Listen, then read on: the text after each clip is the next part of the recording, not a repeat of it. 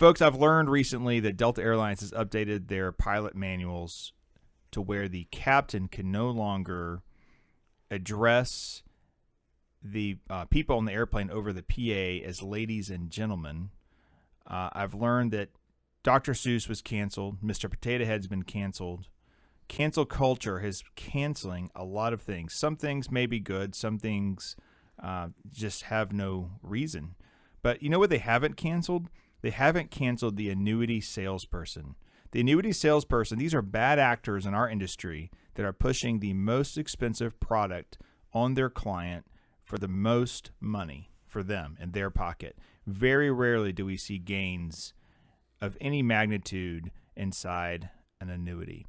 To learn more about this and why you should avoid annuities, you can go to our website at wiserinvestor.com. Go scroll down to the bottom.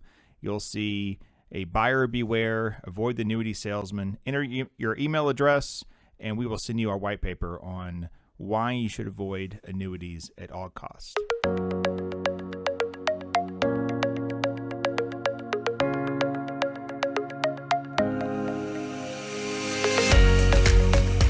Welcome to the Wiser Wealth Management Roundtable. We believe the best financial advice should always be conflict-free. I'm your host, Casey Smith. Guiding you to financial freedom are my co-hosts, Brad Lyons and Matthews Barnett. Hey, guys. Hi, Casey. How's it going? Let's jump right into it. Let's say that I have just retired and I have one of these dinosaur things called a pension. And I have a choice to take a lump sum or the annuity payment. And I've done some math, and I've determined that the lump sum is best for me and my family. And I have $800,000 that I want to put to work, that needs to go to work for me in order to send me monthly payments from my investment account. You know, I'm a little nervous about this market. So I think the best thing to do is just take that $800,000 and just put a little bit at a time. Just invest a little bit at a time over maybe the next year or so, or when I feel like it's better. Well, is that good? Well, that's a good way to do that, right? Just dollar cost average it. Dollar cost averaging is good. Well, that's what I was going to say. That's an investment method called dollar cost averaging. And investors who use dollar cost averaging in order to take advantage of the volatility in the market in order to achieve a lower average price for their shares for their long-term investments. But there's a couple things that an investor needs to consider when deciding to do dollar cost averaging. And that would mainly be, are they going to create a discipline within themselves to continue to invest that money in good times and bad? And the idea is that in the bad times, the volatile times where markets have gone down, so that they're actually taking advantage of those prices, those share prices being lower, and purchasing more shares. There's a lot of academic research that has gone on in this area to show the benefits of dollar cost averaging versus lump sum investing, or the lump sum investing versus the dollar cost averaging. So depending upon the investor's circumstance, there's a decision that they need to make, but whichever one it is, they need to stick with it because the two together don't really produce much of anything. You mentioned the pension. It might not just be somebody receiving a pension. It could be any type of windfall, like a sale of a property, inheritance. We got a lot of these calls back in, the beginning of last year. The market was doing well, reaching all-time highs, but people are trying to figure out, is now a good time to invest at all-time highs? So it really comes down to a little bit of statistics as well as behavior. Statistically, it's not advantageous to dollar cost average versus lump sum. But from the behavioral side of things, it does allow you to sleep better at night. And if the market would pull back, you don't have that fear and regret of that you lump summed into the market. So I guess two things. One, you're telling me that it's better for me to put money in as a lump sum than dollar cost average. Why? Yeah, what's the math behind that? Statistics would show that over the long periods of time, that over 2/3 of the investors that chose a lump sum investment philosophy strategy versus a dollar cost averaging had more money in value at the end of the period than those that chose dollar cost averaging. Okay? Now, when they looked at that, did we look at that from different peaks and troughs in the market, or do you know how that time was selected, the entry time? Well, exactly which year, they can go all the way back to 1926 where there are statistics on this. The idea is to use rolling time periods. So over a period of over 1,000 rolling 12-month periods, the statistics show that 2/3 of the time, the investors came out ahead by investing their money all at once. It also showed that although there were more down periods that the investor experienced as in fully invested mode, because they were just invested longer, and that money may have gone down more by 5% more than a dollar cost average investor. The fact that at the end of the time period, that time period, there was actually more money in the account of the person who put in the lump sum. I believe the study you're talking about is the Vanguard study, and that was 2/3 over 6 months. It actually goes all the way up to over 92% over 36 months. And that's just the whole basis of time in the market over timing the market. Returns over time will go up. It just depends on the amount of time. The longer, obviously, the percentages start going up.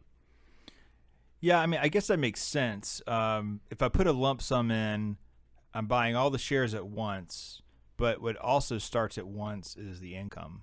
So you're getting dividends and payments, where if you're trying to time it, then you got to time it right, obviously. I mean, if you're trying to time tops and bottoms, I think human nature, we feel better when the market's higher, but that doesn't mean that's the best time to invest, right? Well, you look at even last year, if you invested at highs in February, you're pretty sick by March when you've lost 30% of your account, but that was a quick rebound. But usually over a year period or so, it comes back, not just over the month period like last year. But there's never a great time to try to time the market. Just staying invested is how this works out. But that's a good point too. If you invested $800,000 in my example, and you put that in the market in February of before COVID, you probably didn't put 100% of your money into stocks. You probably, if you're a retiree, you're probably at the most 60 stock, 40 bonds, right? So you had 40% of the portfolio that was going up while the 60% was going down. Now, it still wasn't a smooth ride, but it's better than what you see on TV. I think that's something that people don't realize is what you see on TV is probably not your portfolio unless you're 100% invested in stocks. Which is rare. Yeah, which is very rare. That's your highest rate of return. Right. So I think there's a couple angles. One is, it's the human nature of it, and then there's the math. So human nature says, I don't want to just jump into the pool. I like to put my toes in. Then I like to get my feet in. Then I get waist high.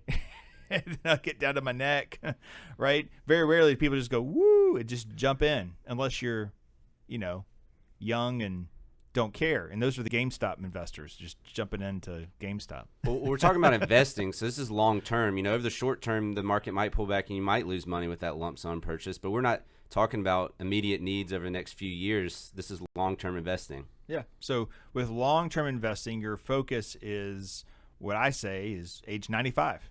Unless you have more longevity in your family, that money should be invested and working for you until age 95, right? Could be over a 30-year period of retirement. We have a lot of retirees, obviously, at 65 running plans through 95. The Right. money has to work for them for 30-plus years. That's right. And also, if you think about, behavior on a lump sum standpoint, if you miss 7 of the best trading days in a year, you lose a lot of your annual rate of return for that year. Right? Yeah, that's an important point. And Matthew's brought up timing the market versus time in the market. So even in a dollar cost averaging strategy, there are going to be days that you're simply going to miss the best days with the bulk of your money as you're putting it in, on a monthly or periodic basis. So it's true that, investors that miss out on those days have very, very, very small returns relative to what the potential was for investing and being fully invested in the market. The flip side of that is like we talked about, behavioral side. If you invest, the market pulls back, it's the opposite of that. The regret you have from going ahead and jumping in and not dipping your toes in the water a little bit at a time is kind of the difference in these opinions.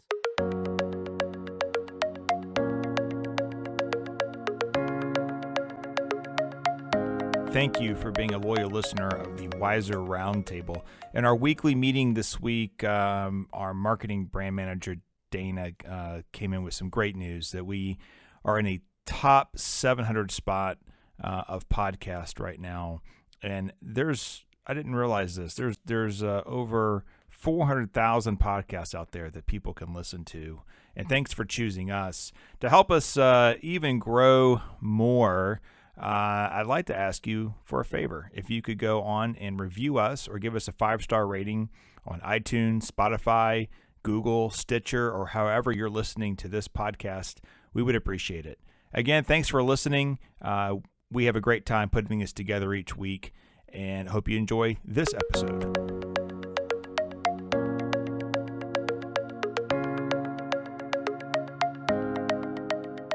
So then the second part of this is the behavioral side. So the first part was, okay, lump sum. Statistics are showing that you're better off putting all the money to work.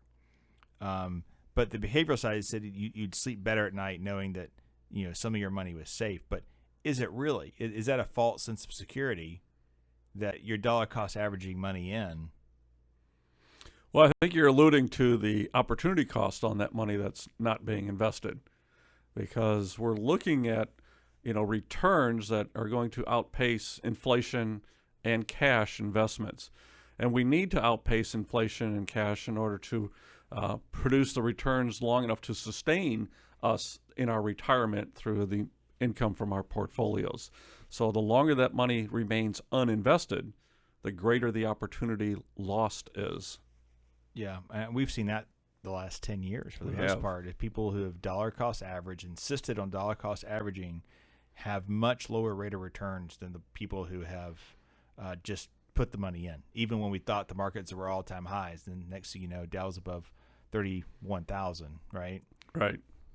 And most people have retirement accounts. This goes back to the fact we haven't touched on it yet, is most retirees have some type of retirement account through work, a 401k or 403b.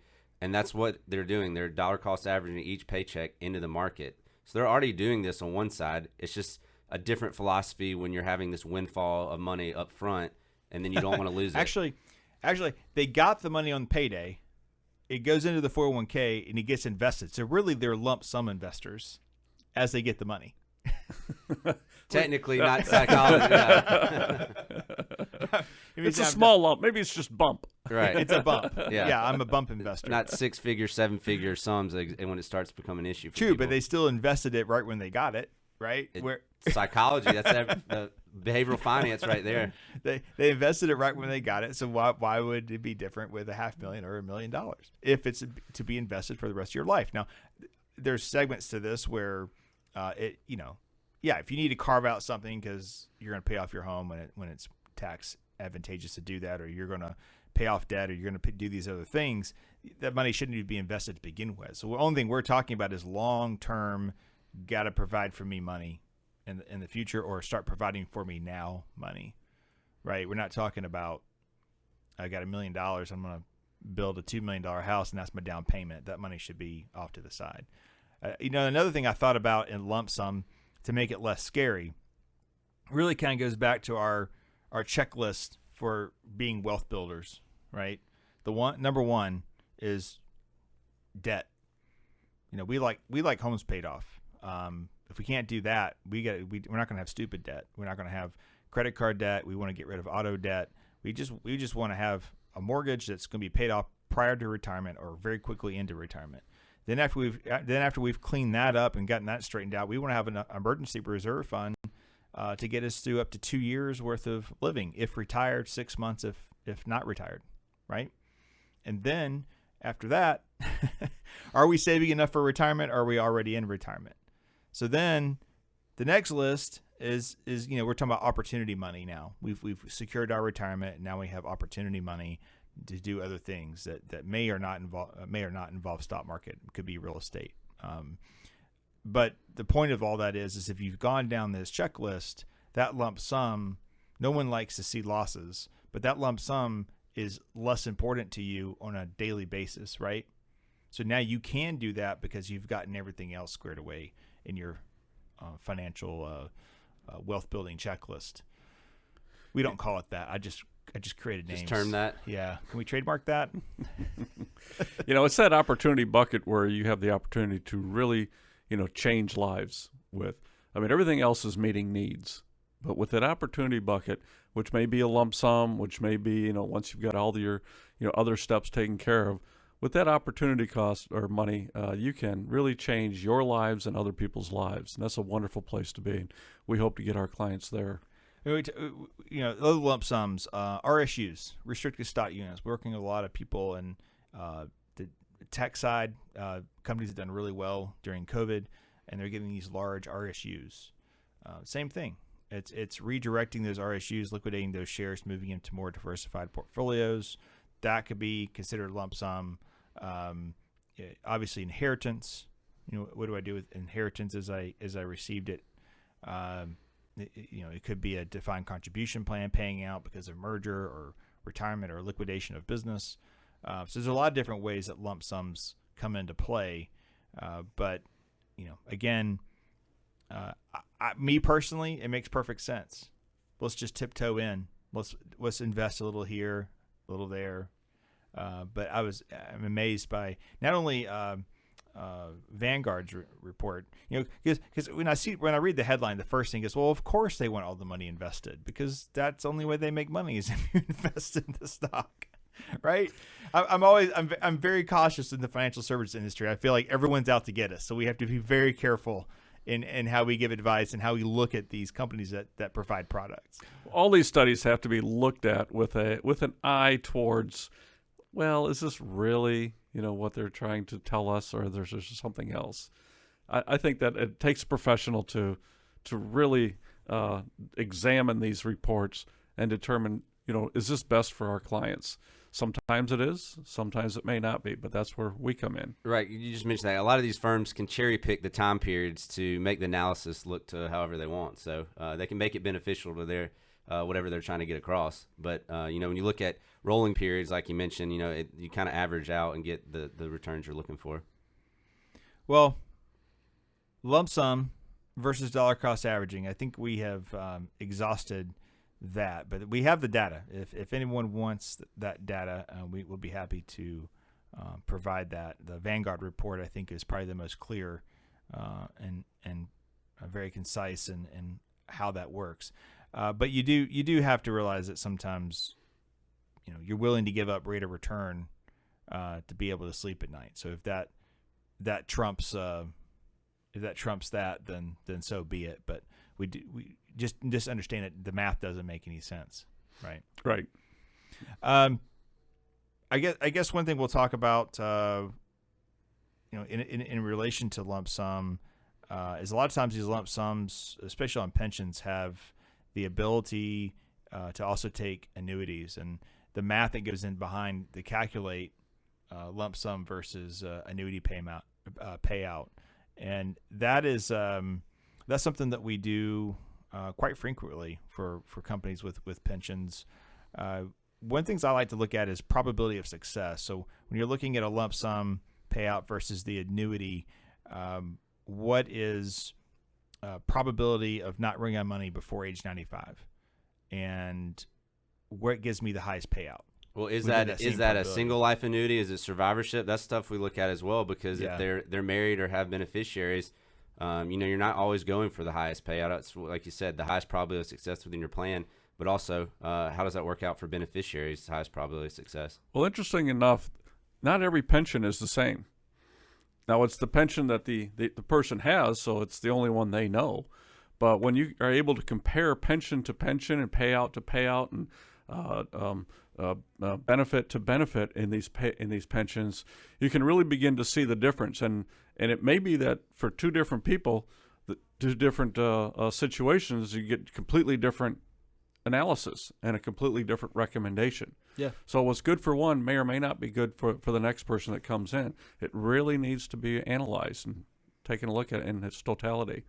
Yeah, if I see a situation where I feel like that a person who's asking for help in this calculation is bad with money, I tend to lean toward the annuity, because in a lump sum, you have full access to the money, and if you drain that, that's all. You're done. You're living off Social Security at that point, right? Right. So I have made those recommendations that people use annuities, and maybe it was slightly better for lump sum, but for their life and their family, and it's better just to have that guaranteed payout, right? Quite often. But also look at situations where maybe the annuity is slightly better, but if it's single life, maybe that's never the only option, but maybe it's a widow, right? A widow situation. Is there COLA on these cost of living adjustments? A lot of these don't have it. That's so right. Over a 30-year period, you're losing a lot of money to inflation as well. But she passes away and you can't name a non-spouse beneficiary. Correct. Yeah, then that money just disappears. Mm-hmm. So you don't want that to happen either, especially if there's children that can inherit the lump sum. So there's so many different ways. But once you do receive those funds, typically we look at it as, well, it was invested within the pension, so it needs to just get invested over here. If you transfer money in from another account, a 401k to an IRA, that money was already invested. So you just put it right back to work right when it gets here. You don't try not to miss a step. But it's those cash infusions that I think people get a little nervous about when it comes to investing. And believe it or not, we've received clients because clients sometimes end up with advisors that tell them what they want to hear. And so they've convinced them, oh yeah, we'll go to cash. This COVID stuff is really scary. We'll just go to cash and we'll put it back to work, because they don't want to lose the business. And that's not being a good advisor. In fact, we can't do that as fiduciaries. We have to tell them the correct advice. And a lot of times it's like, what? I know this is scary, but you're going to wreck your plan if you get off the ship when it looks like it's sinking, and it's really not. It's just big waves. Right? Good analogy. All right, guys. Enjoy the conversation, and we'll see you next time. Sounds great. Go ahead. Wiser Wealth Management Incorporated is a registered investment advisor. Information presented is for educational purposes only and does not intend to make an offer or solicitation for the sale or purchase of any specific securities, investments, or investment strategies. Investments involve risk and, unless otherwise stated, are not guaranteed. Be sure to first consult with a qualified financial advisor and/or tax professional before implementing any strategy discussed herein. Past performance is not indicative of future performance.